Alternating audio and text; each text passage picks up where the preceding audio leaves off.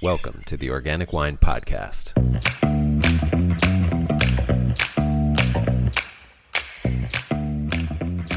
Hello, this is Adam Huss coming to you from Los Angeles, California. Thanks so much for listening. As we reach the end of the year, 2021 in this case, I wanted to bring you something a little different, maybe a little more foundational, and perhaps even mind-expanding.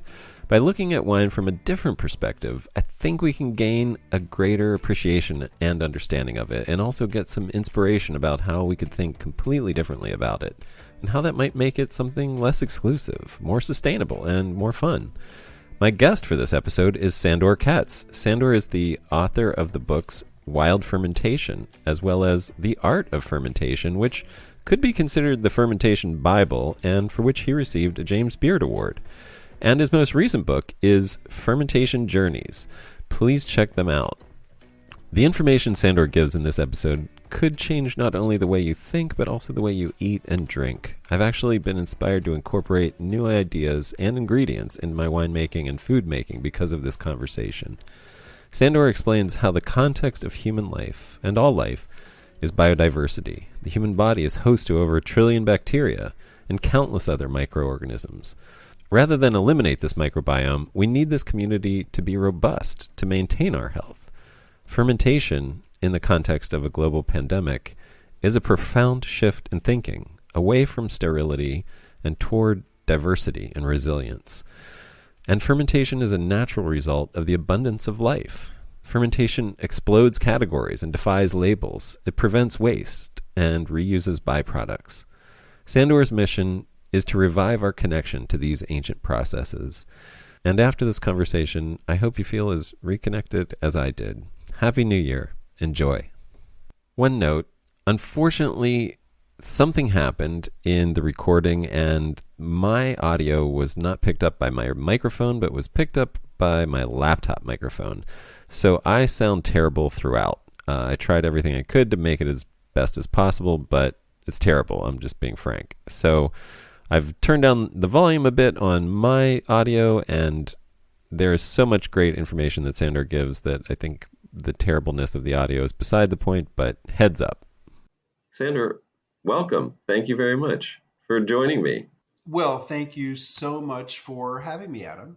It's a real pleasure to talk to you. I learned about you from the gentleman down at the border who said he did a little workshop where you came down, Mr.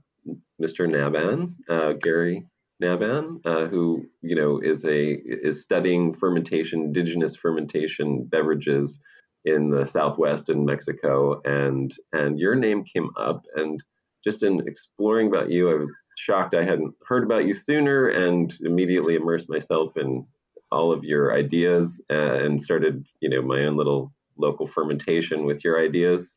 And it's been a pleasure getting to know you through book, and I'm really excited to get to know you, now, today. All right. Well, it's a pleasure. It's a pleasure to meet you too. And I've been a huge fan of Gary's work, since long before we met each other. And he's been a huge supporter of my work and has had me down there teaching workshops. And I'm so glad that he steered you to my work, and such a pleasure to be talking. Well, and so you're a little unusual as a guest. I'll just put it out there, and not because of your being an unusual person, although I'm sure you are in a good way. But you're not necessarily a wine person, is that right? I mean, not that you don't love wine or whatever, but that's not the kind of fermentation that you are an expert in. Right. Well, I mean, I am really a fermentation generalist, and I've written several books: Wild Fermentation, The Art of Fermentation, and just recently Fermentation Journeys, that are broad how-to manuals of fermentation. And so, it's not that I, have no idea about wine. I mean, certainly I have been part of grape harvests and winemaking, and, I know a little bit about winemaking. And certainly I do at home a fair bit of what would be called country winemaking. What qualifies as country? Yeah, go ahead.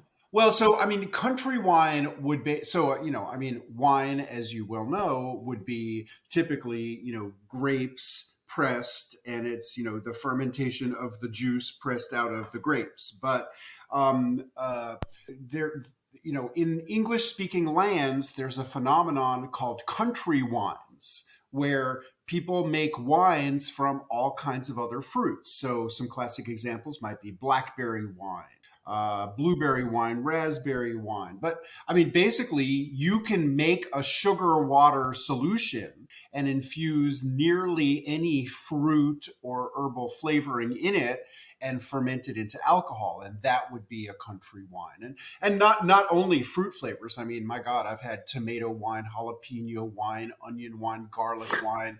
I mean, any kind of vegetable you can make into a wine. But basically what you're doing is you're infusing the flavor of the fruit, the vegetable, the herb into a sugar water solution and fermenting that.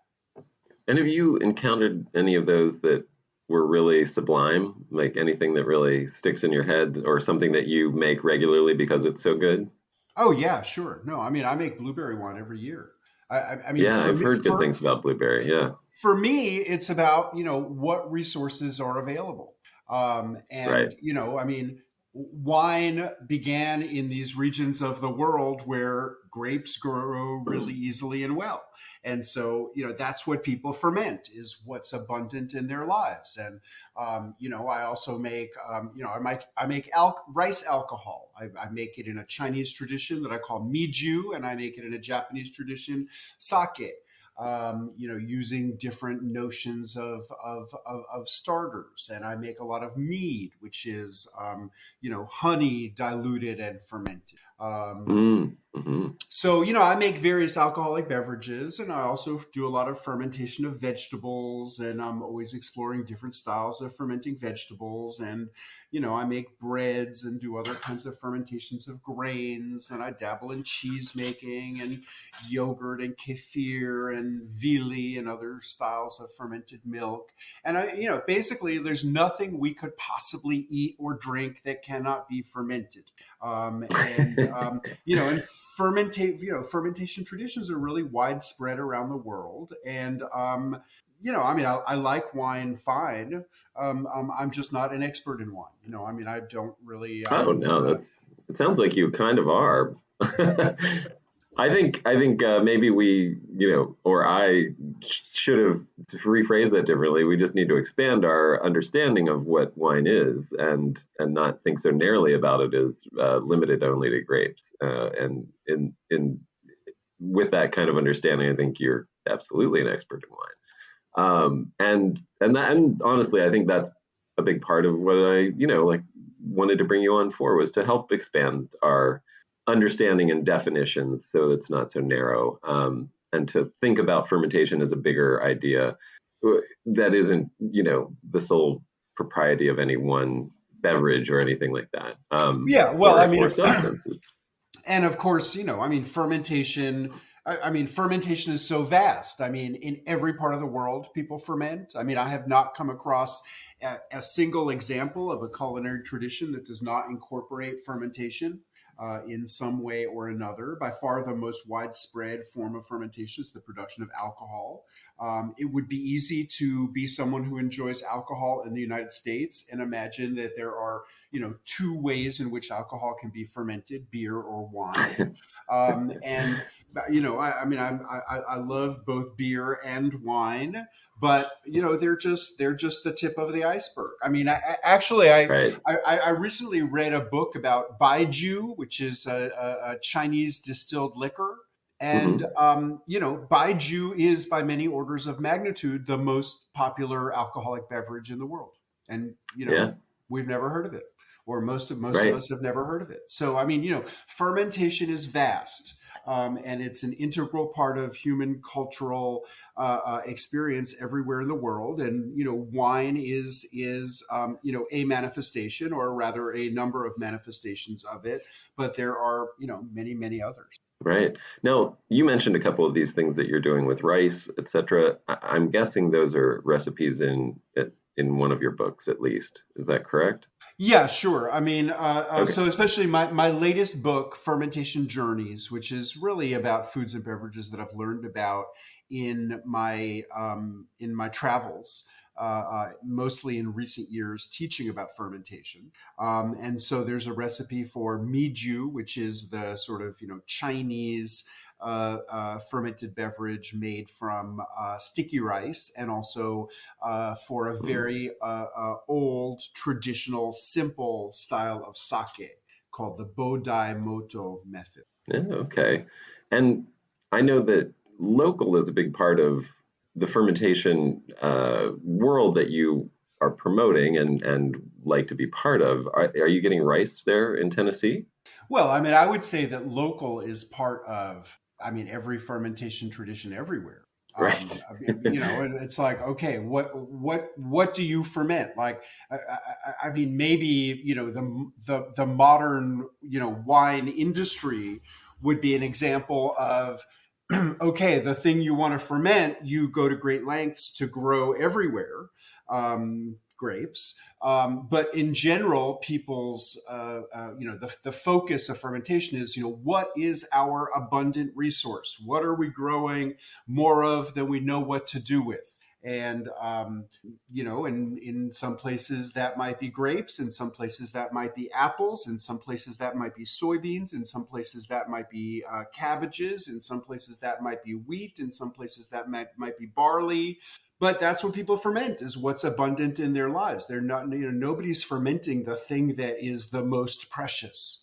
Right. That they guard because there's such a limited supply of it. Like, people are fermenting what's abundant in their lives, and so I'm a generalist. I'm learning about all these fermentation processes, and so sure, I mean, I definitely ferment what's abundant in my life. Like, I have fermenting radishes, I have fermenting chestnuts.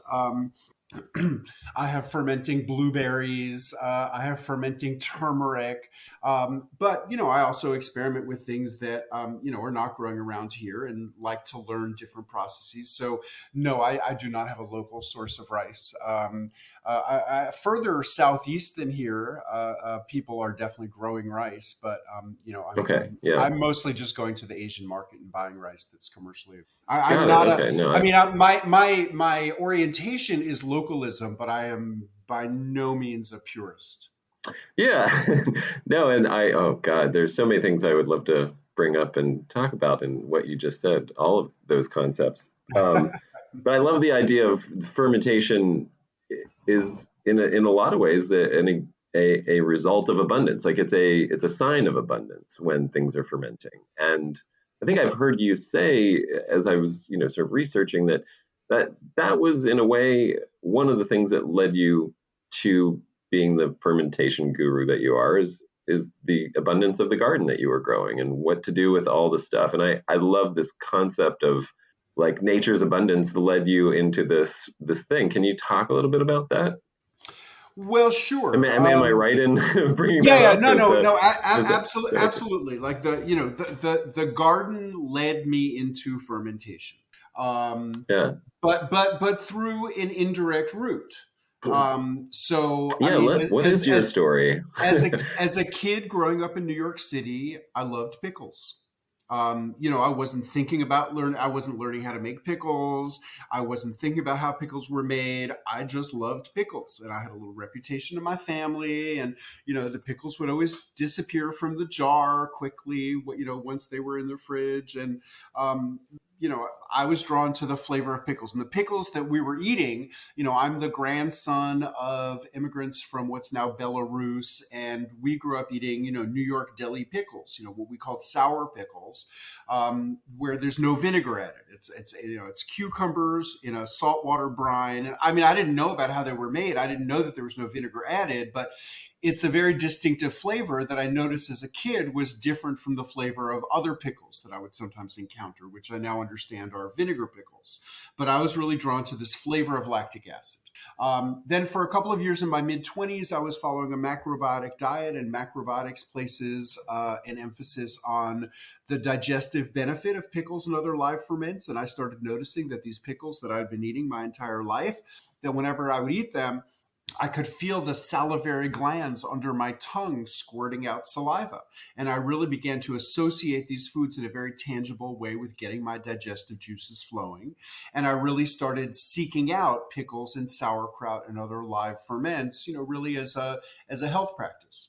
Um, but it wasn't until I left New York and moved down to rural Tennessee, which is now, half of my lifetime ago. Um, and I started keeping a garden that I had a practical reason to learn how to ferment. And, uh, basically, I was such a naive city kid. It had never even occurred to me that in the garden, all of the radishes would be ready at about the same time. All of the cabbages would be ready at about the same time. So, when I encountered this rather obvious fact of agricultural production, this light bulb went off and I was like, I should learn how to make sauerkraut because we had a nice little bed of cabbages. And I knew that I liked sauerkraut and that sauerkraut had something to do with preserving cabbage. And, where I turned to learn how to make sauerkraut was the joy of cooking. And, it was very straightforward, chop vegetables, salt them, pound them or squeeze them to get them juicy and pack them into a jar and wait. And I couldn't believe how simple it was and how delicious the kraut that I made was. And it just made me want to start experimenting and playing around with mixing in other vegetables, varying the level of salt and the amount of time. And, then I learned about country wines and made a sourdough starter. And, I just went down the rabbit hole of fermentation. And it's a very deep rabbit hole. You're still in it, right?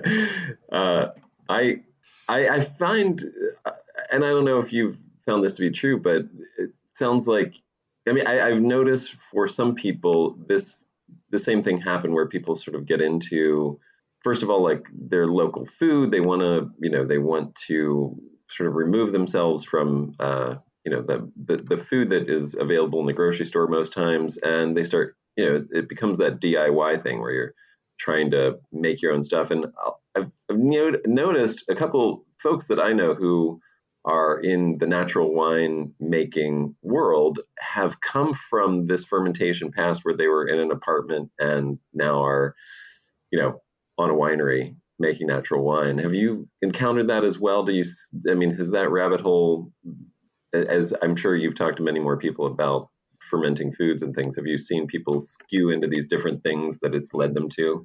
Well, yeah, sure. Anybody who's not everybody, who's a fermentation professional, but like anyone who decides to become a fermentation professional has to specialize in some way. Just because it takes different resource to make wine than to make sauerkraut. It takes a different kind of equipment. So it just it lends itself to a certain amount of specialization. So sure, people who get interested in fermentation broadly, if they end up like becoming producers, it's usually of something or something else. And certainly I have met, natural winemakers who are extremely passionate and sort of, like arrived there, through broader passions than their passion for wine. I actually in Australia last year, I spent some time, I'm not going to remember the name of the farm. This guy, Anton, who has a beautiful biodynamic farm and is a farm maker and a winemaker in South Australia.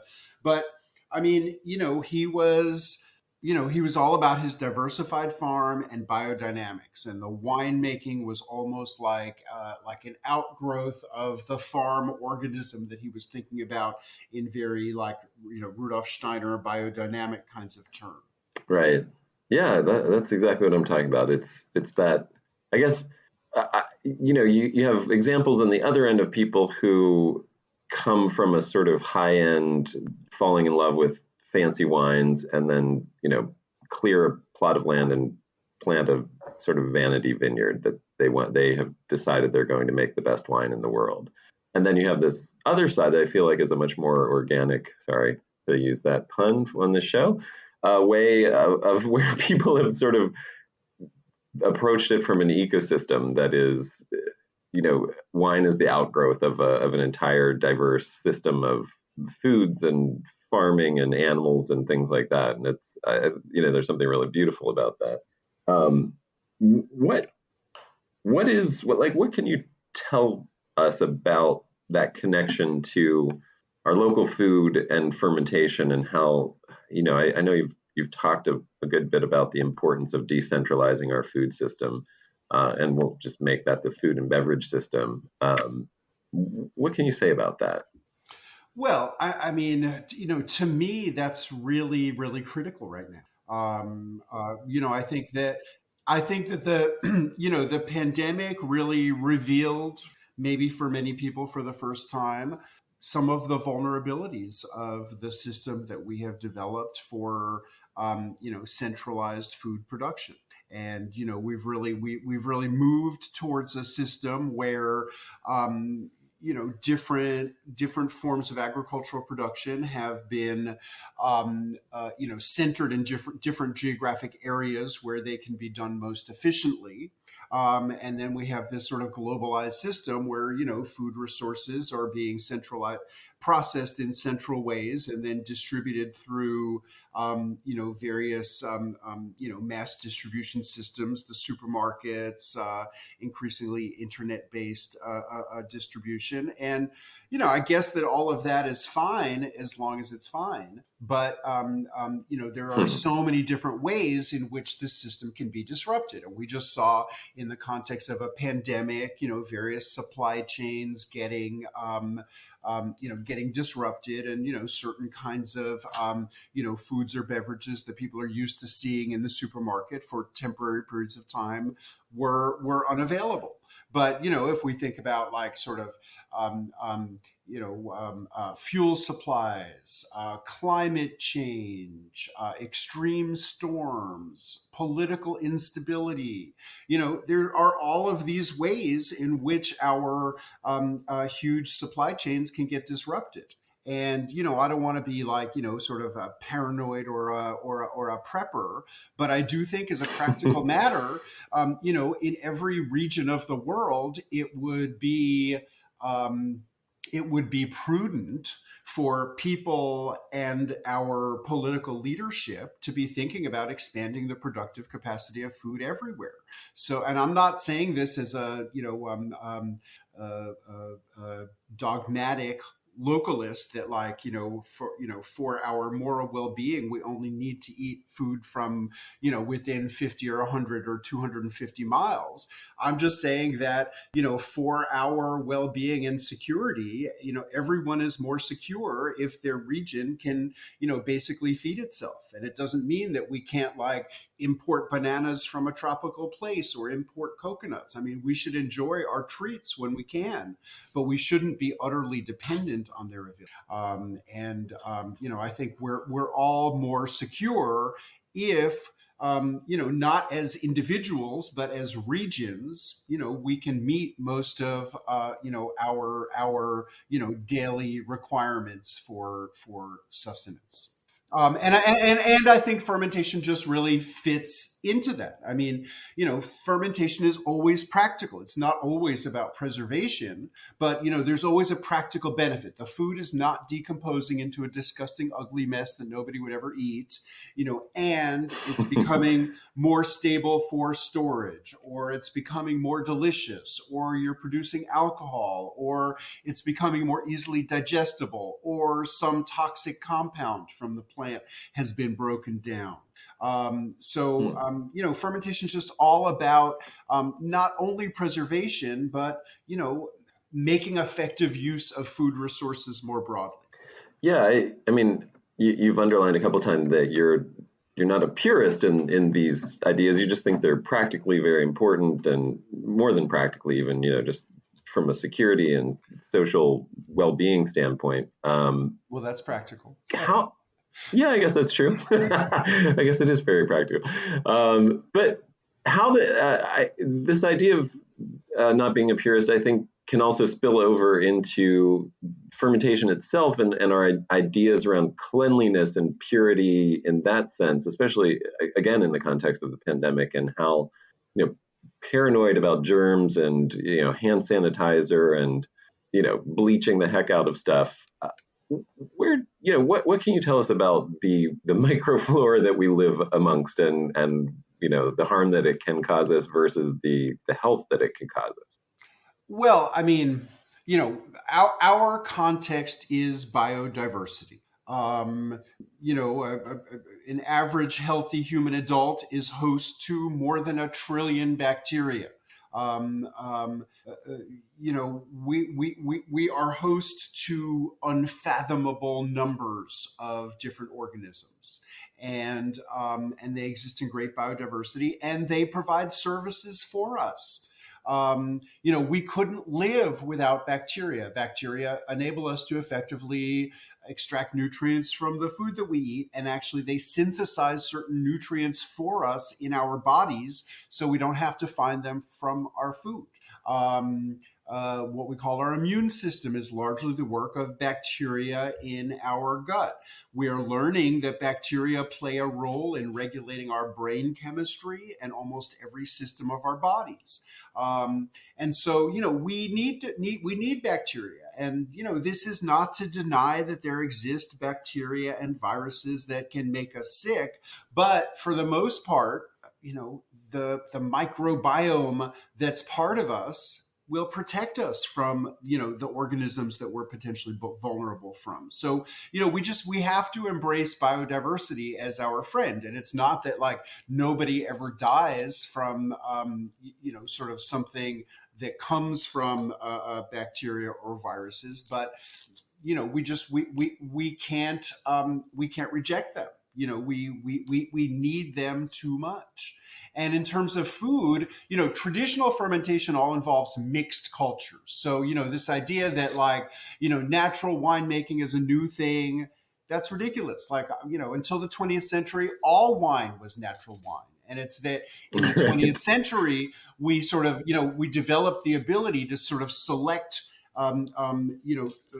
yeast strains for various desirable characteristics, and so that introduced the idea of killing the rest of the organisms that are part of the that are part of the juice.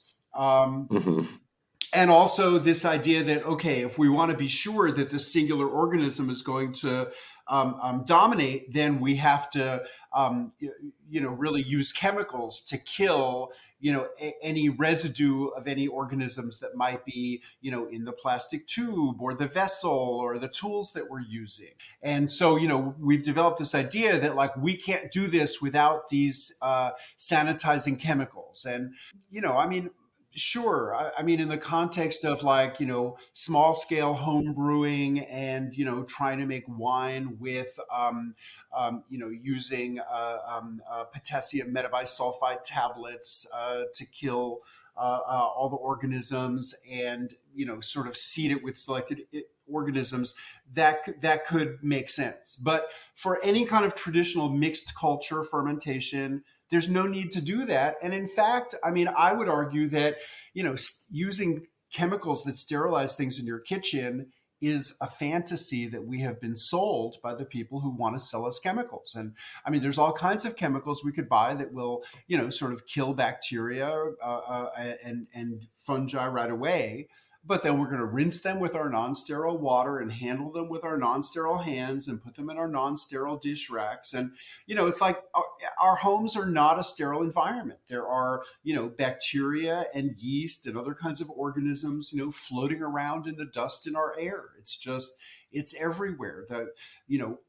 The world in which we live is a microbial matrix, and, all life is descended from bacteria. And no multicellular form of life has ever lived without bacteria. And it's just, that's just our context. And traditional fermentation has always worked with this. You've either just injected several people with some great sanity, or made people insanely paranoid and anxious about their world right now. No, I love that. Thank you for saying that. That was really beautifully said. That's my feeling as well. And I do, I think like we've seen that, and it's lovely to hear you say that. in relation to that, what can you tell us about what you know about the history of using these fermented foods and beverages for health, and how can they help with our health? Well, I mean, sure. The idea of fermented foods and beverages being beneficial to our health. I mean, it's ancient in different traditions, and I would say that it's probably as old as the idea that food is beneficial to our health or can be beneficial Yeah, to our health. And in so many traditions, there's just sort of folklore about the healing potential of different foods, including wine. I mean, there's sort of lots of ideas that moderate consumption of wine has certain benefits to our long-term health. And certainly in Japan, there's folklore about the importance of miso, and in Eastern Europe, there's a lot of folklore about sauerkraut juice, pickle brine, pickles, all of that. So I mean, there's a lot of ideas about how fermented foods are especially healing. I would say that from my perspective, first of all, fermented foods are so incredibly varied. It's very hard to generalize. Like, it's not as if wine has the same characteristics as chocolate, or that chocolate has the same characteristics as coffee, or that coffee has the same characteristics as sauerkraut, or that sauerkraut has the same characteristics as bread. So, I mean, all of the fermentation is so disparate that it is hard to generalize. But, let me just bring to your attention sort of four broad ways that fermentation can transform and enhance food nutritionally. So, number one, I would call pre-digestion. And this is the simple idea that while the food is fermenting, the fermentation organisms, the bacteria and or fungi, are breaking down nutrients generally into simpler, more elemental, more easily bioavailable forms. So I think that the most vivid example of this would probably be soybeans. The reason why the vegetarian subcultures of the West adopted soybeans as almost a singular replacement for meat and milk is that they're considered to be the plant food with the most concentrated protein. The problem is that our human digestive bodies can't on their own extract the protein out of the soybeans, which is why you don't really hear about people sitting down and eating a big bowl of soybeans for dinner the way they might with lentils or chickpeas or other kinds of legumes. But the Asian people who pioneered soy agriculture thousands of years ago recognized the indigestibility of soybeans and developed all of these ways to ferment soybeans, with the result of pre-digesting them. So basically, the proteins get broken down into amino acids, the building blocks of proteins, and thereby become much more accessible. Another example of this would be that minerals in grains generally are tied up in these chemical bonds called phytate bonds that our bodies can't break down. But fermentation, the bacteria of fermentation can break down these phytate bonds, and you can measure higher levels of iron and calcium and other dietary minerals in fermented grains than in grains that have been cooked without fermentation. So pre-digestion is really critically important, and in so many foods makes nutrients more bioavailable. And it's for this reason that, for instance, the United Nations Food and Agriculture Organization is very interested in fermentation, and they did a series of publications decades ago now, highlighting how in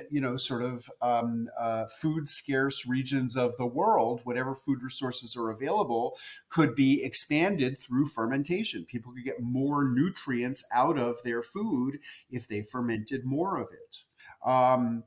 So then another way that food is transformed, I would call detoxification. And this is the idea of, generally plant toxins, cyanide compounds in cassava,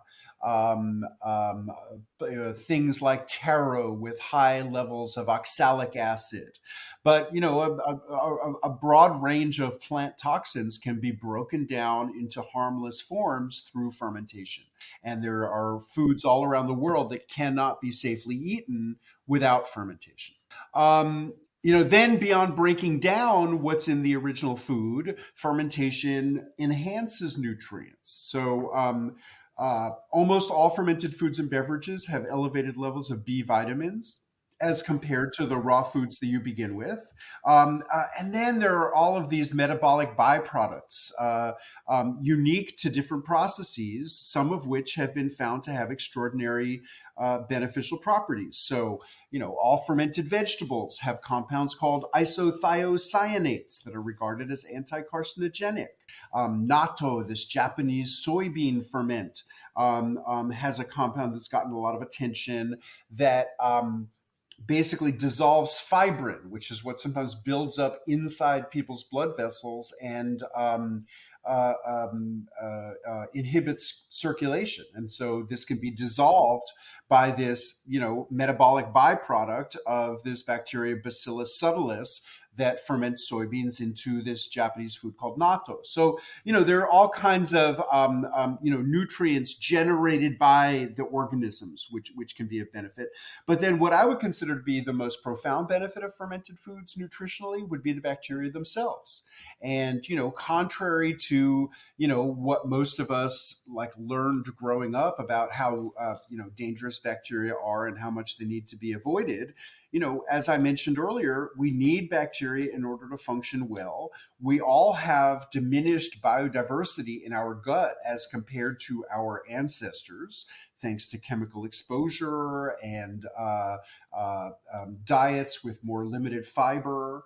And so, eating live fermented foods that have not been cooked or heat processed after their fermentation, can be a great strategy for basically restoring diversity of gut bacteria with potential benefits in terms of digestion, immune function, and potentially even mental health. Oh, it's fantastic. Thank you for breaking that down. That's really great to hear. I love that. Well, you're welcome.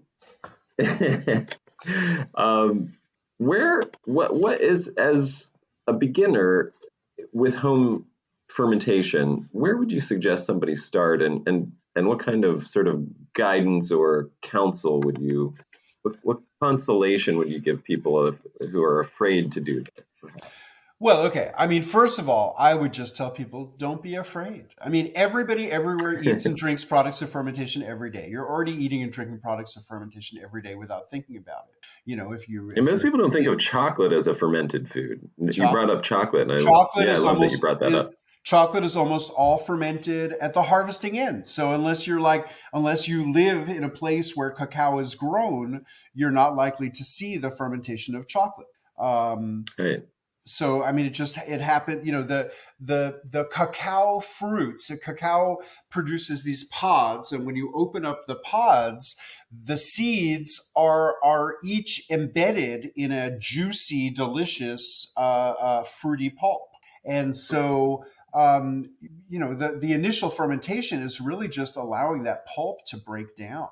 It also develops the biochemistry of the seed, but just as a practical matter, it's very hard to get that pulp off the seed before fermentation breaks it down. So, I think as a practical matter, the practice evolved because, just to make it easy to remove the pulp from the flesh. As it turns out, it also develops the flavor and the biochemistry. So it's pretty critical to the process. But it also just, makes separating out the seeds much, much easier. So, I mean, chocolate is fermented, coffee is fermented, bread and cheese are fermented, almost everything has vinegar in it. Vinegar is fermented. So fermentation is already part of people's lives and nobody's getting sick from it. But generally what I recommend as a first process would be fermenting vegetables, sauerkraut. Or there's many other styles to do it, but sauerkraut is just the most straightforward method, the dry salting method. Literally, all you do is shred vegetables, lightly salt them to taste, add other seasonings if you want, and then spend like 5 minutes, 3 minutes squeezing the vegetables or pounding the vegetables a little bit, breaking down cell walls, releasing juice. Once the vegetables are nice and juicy, then I just pack them into a jar. You already have a jar you could use sitting in your kitchen somewhere. A quart jar will take about 2 pounds of vegetables to fill. So, cabbage is classic, but you can play around with other vegetables for sure. And then, ferment them for 3 or 4 days, then taste it. Then press them down some more, leave them another 3 or 4 days. If you taste it at regular intervals, basically you'll begin to familiarize yourself with the spectrum of flavors that are possible because the acids accumulate over time, just as in winemaking, the alcohol accumulates over time. And, in all the winemaking regions of the world, there are, these like lovely light wine beverages that you drink after 2 weeks or something, where it's partially alcoholic but still sweet. And so same is true of sauerkraut. I mean, you can let it get super sour, or you can eat it after 5 days. Depending on your taste, the flavor will continue to acidify over time.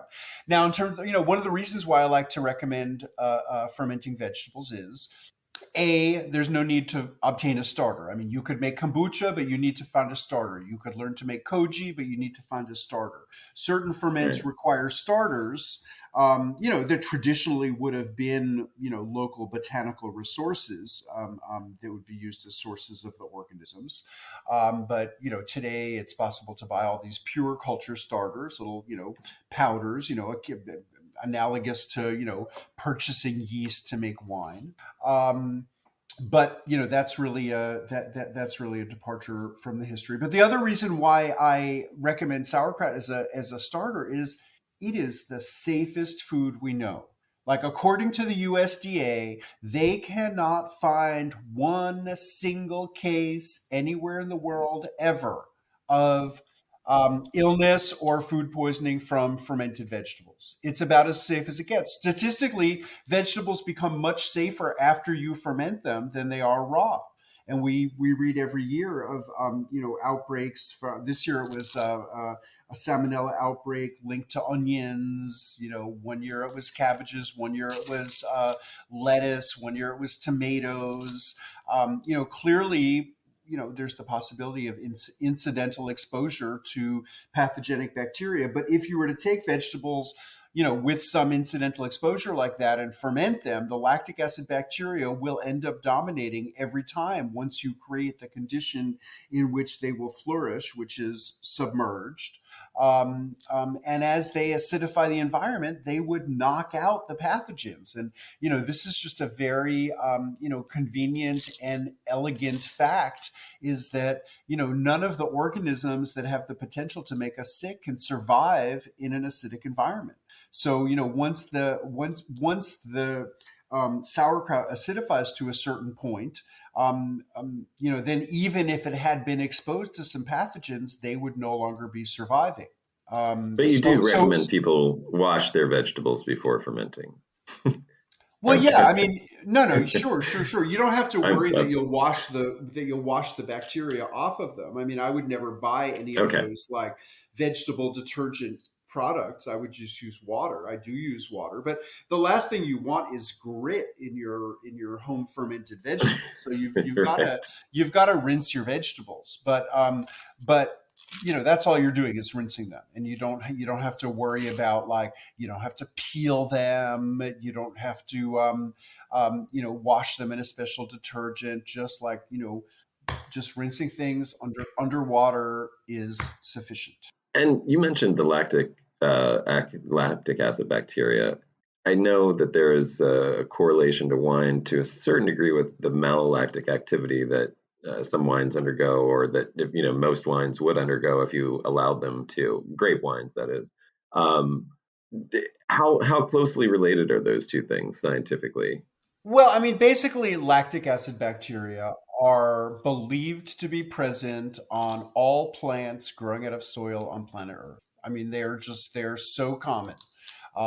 they're always present. So, you're always going to have lactic acid bacteria on grapes, Yeah. along with yeast.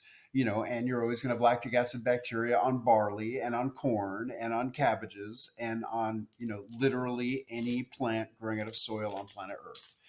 Lactic acid bacteria is just going to be there and be part of the picture. And so, every other fermentation process is, well, certain fermentation processes, a lot of organisms create what microbiologists would describe as inhibitory substances that inhibit other kinds of organisms. So, for instance, if I grow koji or tempeh, those fungi. In the case of koji, it would be a fungus called Aspergillus oryzae. In the case of koji, it would be a fungus called Rhizopus oligosporus. But those fungi will specifically prevent the growth of most bacteria that would also be present. But except in the case where an organism is specifically preventing it, lactic acid bacteria will just be part of everything else. So, like, natural wines often have a little bit of a lactic acid edge to them. I mean, this is one of the reasons why a lot of people who are accustomed to the flavors of pure yeast wine, which is something that, Louis Pasteur pioneered in the late 19th century and only really became a widespread commercial possibility in the 20th century. But, basically, people became accustomed very quickly to that being the clean taste of wine, and that, like, the flavor of lactic acid was somehow a flaw in the wine. But I would argue that all wine until the 20th century had, at least a modest level of lactic acid activity. And same with beer. Like, there's this great movement right now of sour beers. I love the sour beers personally. And my general impression is that until the availability of commercial yeast and the possibility of pure yeasted beers, all beers had a little bit of a lactic acid edge to them. And that's not a bad thing. I mean, in a lot of the alcohol traditions around the world, lactic acid is like, sake making. Like, your starter involves both yeast and lactic acid. Like, you have to have lactic acid bacteria, and that acidity is, part of what enables the finished beverage to preserve. So, lactic acid just, historically has been part of everything, and not specifically a flaw. Have you tasted your wines and things with somebody who had a very different palate than yours? I imagine you have, a pretty finely tuned palate in a very specific way, or not a specific way, but in a, with the exposure to all the fermentation that you have done, I imagine you have a unique perspective palate-wise when you taste things. Have you experienced that? I would say that I have I would like to think that I have a very open palate. Like, I'm like interested in a range of tapes. I mean, really, the story that I flashed on when you said that is, one time I was visiting my father. My father's 87 years old and lives in the Hudson Valley of New York. And, he likes to drink this beer called Genesee Cream Ale. And he's always got some cans of that in his fridge. And I was visiting him, and I was in town with him, and I asked him to stop at this beer store.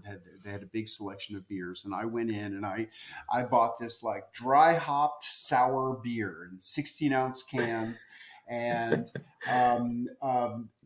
from a beer maker I really like. And, I bought a 4-pack of cans. He couldn't believe I paid $12 for 4 cans of beer.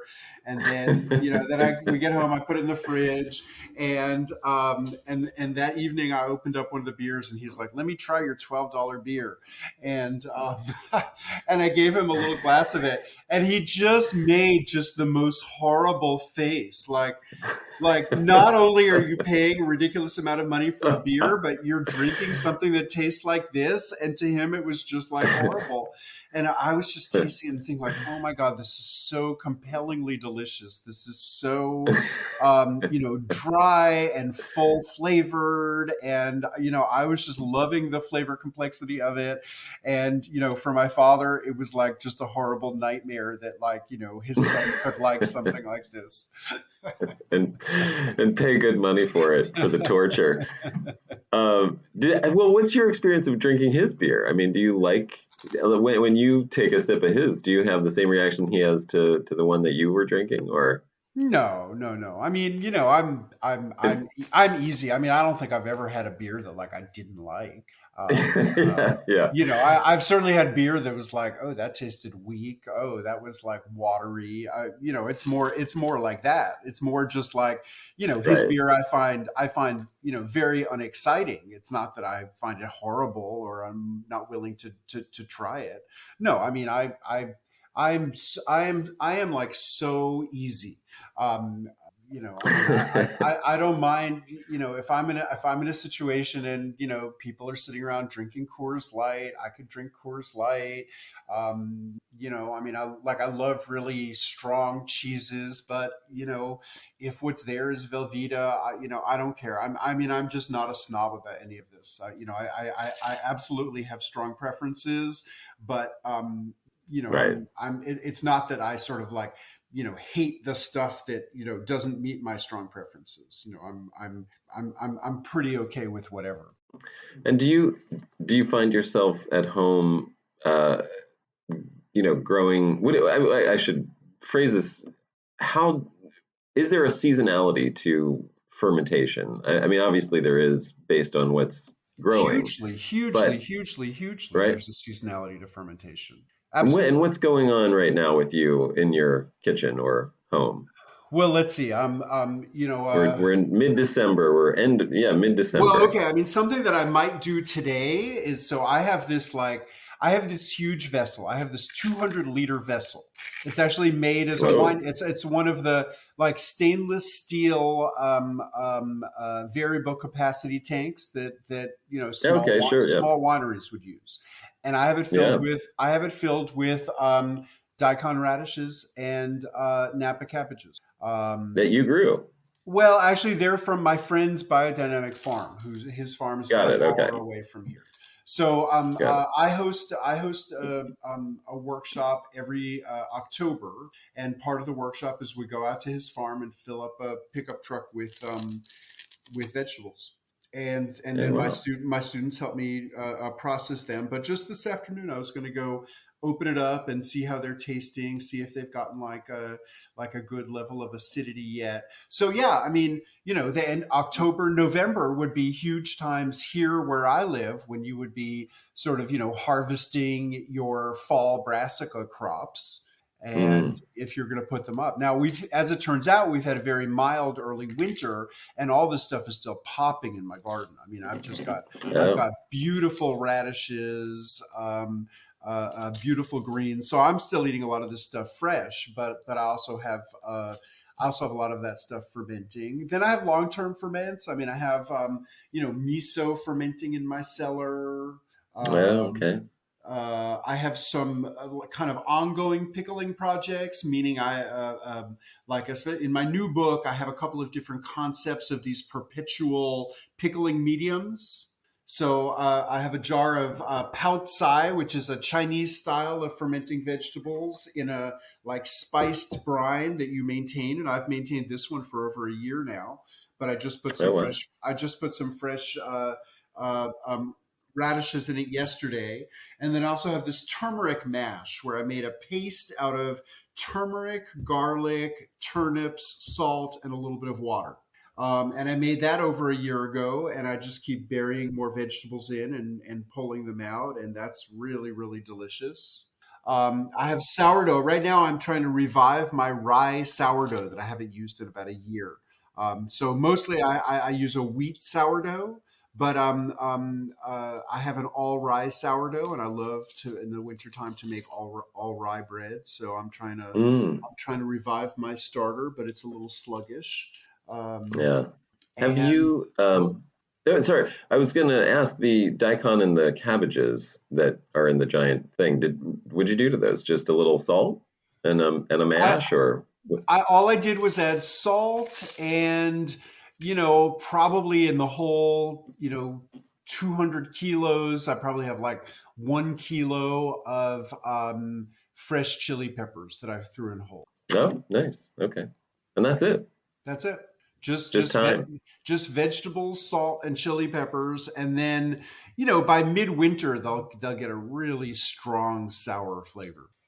And Wow. also, I bury a lot of the radishes whole. I really love like fishing out the whole ones, and I feel like the whole ones just maintain such a nice crisp texture. And I love to like sort of show up at people's houses with that as like a you know a let's say someone invites me over for dinner. I love to show up with a just whole giant daikon to slice up that's already pickled. Wow. Yeah, that sounds incredible. Well, I love that I love putting wine in this bigger context that really is connected to everything that we consume. How Oh, would people get, oh, please go ahead. Go. well, then I was just gonna. I'm just noticing. I mean, I have blueberry wine that I made this summer. That's Mm. still some bubbles are coming out of it. I have some. Oh, wow. I have some turmeric mead. I have some marigold wine. I mean, flower wines. That's a whole other direction with really distinctive flavors and really very evocative colors. And then also, You're, I mean, we started by talking about Miju, and I have some bottles of Miju that I just um, uh, uh, completed before my most recent travels in the fridge, and those are delicious.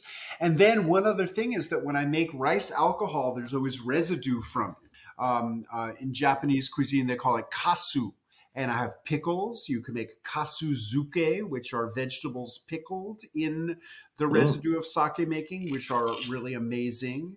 And then I mm. use it. I use it in all kinds of things. I mean, I've made bread using that as the primary leavening. This morning, I Ooh. mixed some in with my scrambled eggs, and it's just got a beautiful, um, uh, almost cheesy kind of a flavor. Um, Oh, wow. that it lends to the eggs. So yeah, I mean, between the primary processes and finding innovative ways to use some of the byproducts of the processes, fermentation keeps me busy. It sounds like it. It sounds like a full-time thing. And it sounds, I mean, honestly, super inspiring. I think anybody listening to this from the wine world is probably just like taking notes of different ideas for new kinds of wines, and co-ferments and things like that. I mean, I am personally. It Well, just sounds, and I mean, anything local. Yeah. just talking about like the idea of using byproducts and also exploding categories. One of the things when I was in Italy a couple of years ago for this international slow food event, Terra Madre, and uh, in the vendors right outside the event, there were all of these like Italian microbrewers. And I felt like some of them, by incorporating, either wine lees at the end or skins from earlier in the process. But I felt like some of these beer brewers were kind of blurring the categories between beer Yeah. and wine, which we think of as hard categories, and that just made me super happy, and they Yeah. were delicious. These beverages that kind of crossed this categorical divide. In the world of fermentation, that makes me happy. I mean, nobody's really Yeah. invented any brand new fermented foods or beverages in hundreds or arguably thousands of years. But what we have a lot of going on right now is very exciting cross pollination between different Yeah. kinds of And processes. And so, it like seems like read it. the people who are making sake in Nashville, proper sake, they're collaborating with a beer maker, and they're using some of their koji in beer. So I just love, Yeah. I love this blurring of the traditional categories. Yeah. I mean, labels are, not, yeah. The further we can get from labels, the better, in my opinion. And it sounds like, in a lot of ways, we're rediscovering things that were done a long time ago that got lost over the last couple of generations in an industrial sort of commercial American food system. And we're like, oh, wait, there's this whole living culture, no pun intended again, of all of these foods that we can, just, geek out on and really enjoy and expand what we're experiencing both palate wise and health wise and in terms of being secure and sustainable in our local communities as well. Sounds, and again, sort of that reconnection to the abundance of nature and using and capitalizing on what is just exploding around you and making the most of it. I think it's fantastic.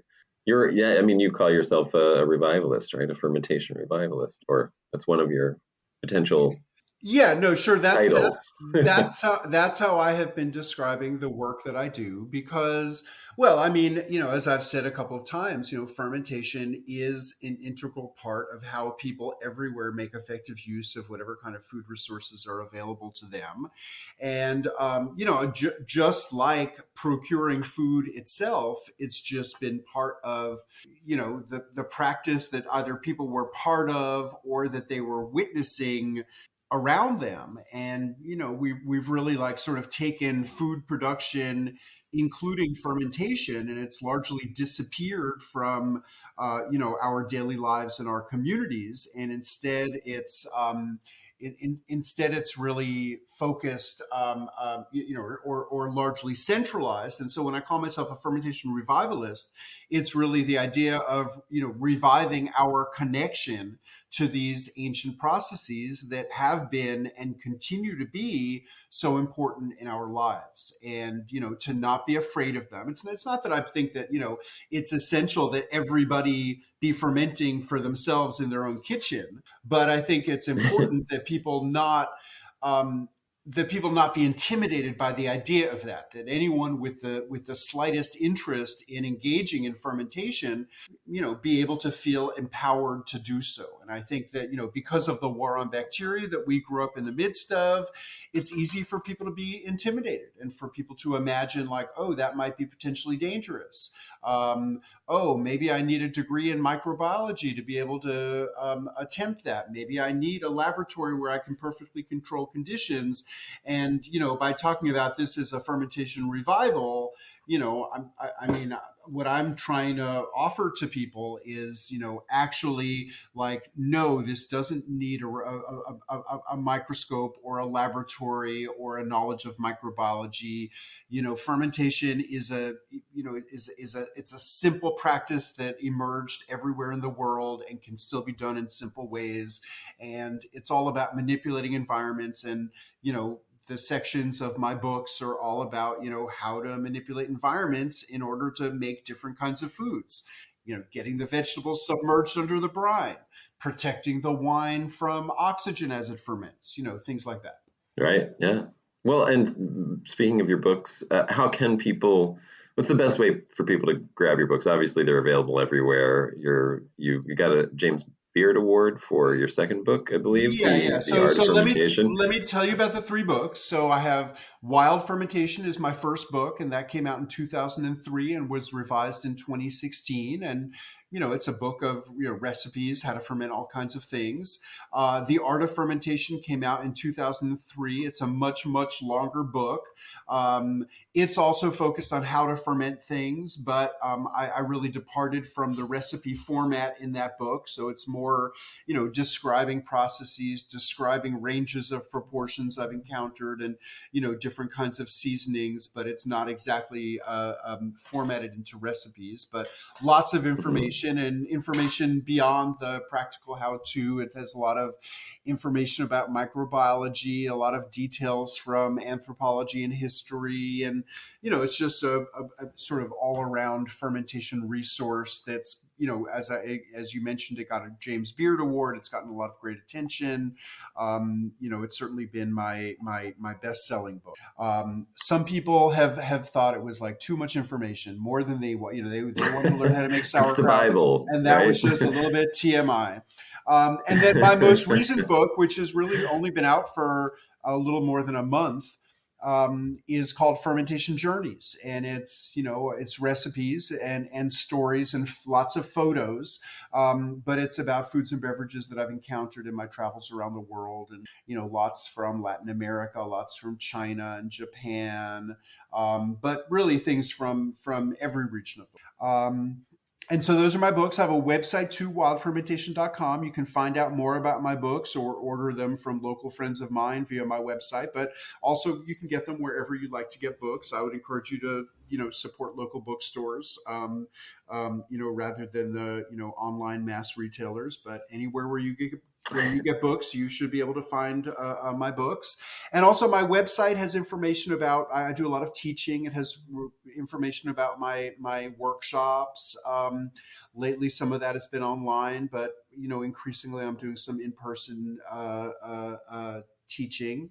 And also it just has links to all kinds of fermentation related resources that exist out there on the World Wide Web. I love that. Well, thank you so much. This is, truly inspiring and just mind-opening, I think, in a lot of great ways. So thank you so much for this.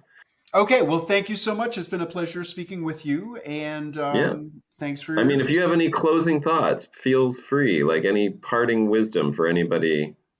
Well, just in relation to, please. My main parting wisdom would just be, don't overthink fermentation. Don't project all of your anxiety about bacteria onto the idea of fermentation. Fermentation is very much a strategy for safety in food.